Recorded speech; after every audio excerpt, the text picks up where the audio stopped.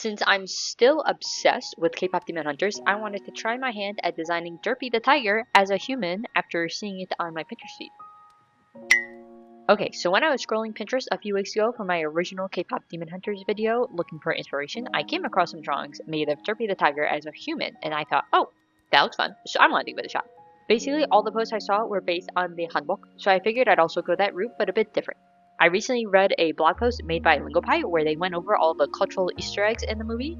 It brought up things like the charms Huntrix has and what their weapons are based on, but they also brought up the tiger and bird's historical significance, so let's do a little learning time together. So the tiger and bird were taken from one of Korea's most famous paintings called the Jakolo, which is usually painted in the Minhwa style, which was used during the Joseon period. It's a symbolic painting that combines a realistic tiger and magpie together. The tiger is meant to represent powerful, authoritative, and generally corrupt higher-ups or like officials, stuff like that, while the magpie represents the common people. Usually the tiger is depicted as a fool, while the magpie looks very dignified and collected. The tiger is overwhelmed by the magpie, meant to represent the social conflict between the two classes. And after learning this, the way the tiger looks being kind of a bit stupid makes so much more sense for the film, and I thought the historical connections in all this was actually pretty cool. So, keeping that in mind, I then did a bit of research about hanboks, which if you're curious about learning more about hanboks, I recommend the ebook called Hanbok Timeless Fashion Tradition that you can get on Barnes & Nobles for just like $7. It's been an interesting read as it goes over the pieces of a hanbok and its history. And while reading it, it went over some hanboks specifically for different occasions or classes, and one of them was that of the hanbok royalty would wear during the Joseon period. So I know the tiger doesn't represent just royalty from my understanding, it's just any higher class, but I thought maybe basing his character's hanbok design off the king's hanbok's design would be rather interesting and neat, so that's why I decided. I didn't follow everything to a T, but the base of the outfit is the same. The outfit is called a gochangbook if you want to look it up yourself. But anyways, the basis of the outfit is that style of hanbok, but I added some small details myself, one of them being tiger stripes on the sleeves as well as some spot patterns on his skin.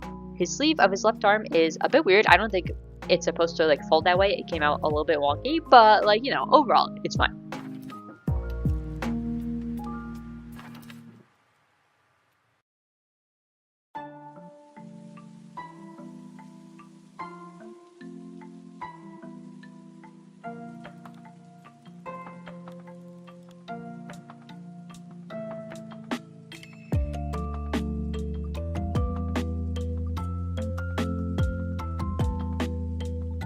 When it comes to the colors, I knew I wanted to basically take Derpy's color palette and apply it to here, so I used a lot of shades of blue.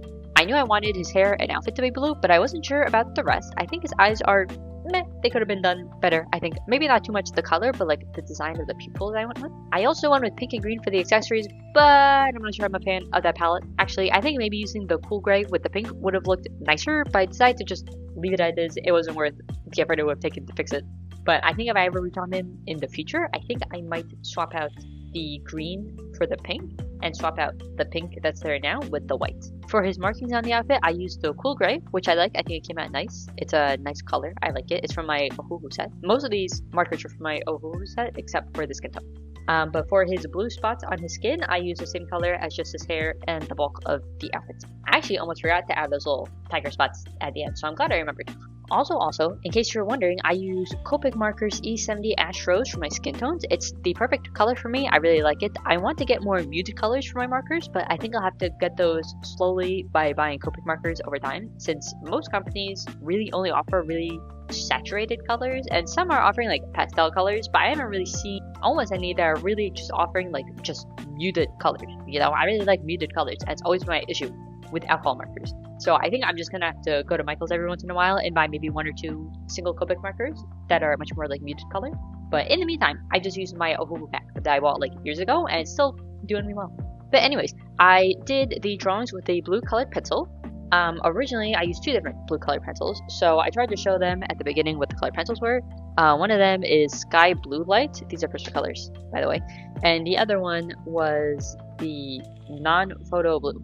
So the Sky Blue Light was really light. I was just doing that as an underbase to get kind of his overall pose down or whatever. And then the non-photo blue was what I used for the actual sketching of the line art and stuff. And I think it was actually pretty cool. I kind of liked the style, the way it came out. I've seen, in my last video where I did watercolors, I've also seen people do this with markers, where they color it using a colored pencil, or they do the line art with a colored pencil, and then they color over that with the markers, and then they add the liner at the very end. And honestly, I enjoyed this more than I did the experiment I did with the watercolors. So I think I'm going to try to do this more. My only problem with alcohol markers is that they always glue to the page, unless you get a special sketchbook where they don't do that. So that's like the only like really annoying part. But other than that, it's pretty cool. Or it came out pretty cool. Overall, for like the final style of the page, I actually really like how it came out. I had planned on doing more little doodles like the one I did the top left. I did fuck up his mouth on the top left, but yo, you can't really like erase the colored pencils, so I just kind of accepted defeat. It looks a little wonky, but it's fine. For all the empty space, I just put in like a bunch of stars, and I thought putting in his name would look cool. I did plan putting more than just 2 doodles here. I had like 3 or 4 in mind, but the main post ended up taking more space than I had planned for it to take, which I'm fine with. So I just worked around that. But anyways, the actual style of the page was actually mainly inspired from this really old series from the Last Coffee Bean, where they had drawn fan art of The Last Airbender. On the left side of the page was a bunch of sketches, and on the right side of the page was a full finished illustration.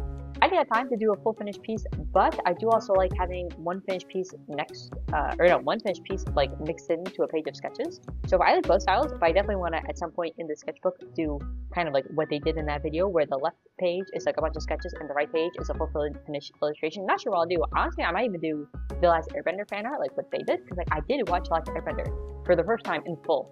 I would watch like random cartoons as a kid, like random episodes that were on, but I never really like followed it. So I decided to like actually watch it in full a couple months ago, and I really liked it. I should really cut the fan out for it. Oh my god. Yeah, that's a good idea. I think I'll make some videos for it in the future. But anyways, so the spread was kind of initially inspired from the way that she does all of her spreads. And then this is still fine, because I think on the right I want to do the magpie as well. To turn the magpie into a human. I'm not 100% sure if that will be a video or not, because I'm not sure what else I can talk with Kpop Demon Hunters, and I feel like whatever I iterated here, I would just reiterate in the magpie video. So I might just do that on my own time, and you can see it in a sketchbook tour. But yeah, anyways, I think it'll make a really cool spread once it's done. Overall, I'm content with how it came out, and his final design I think looks cool, you know, unbiased of course.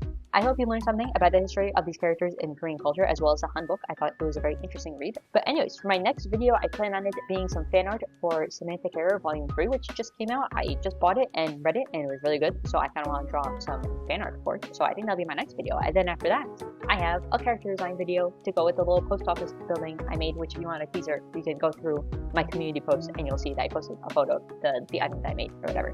But anyways, if either of those sound interesting or anything, then make sure to subscribe, and hopefully I'll see you in the next video. So that's it. Alright, bye bye.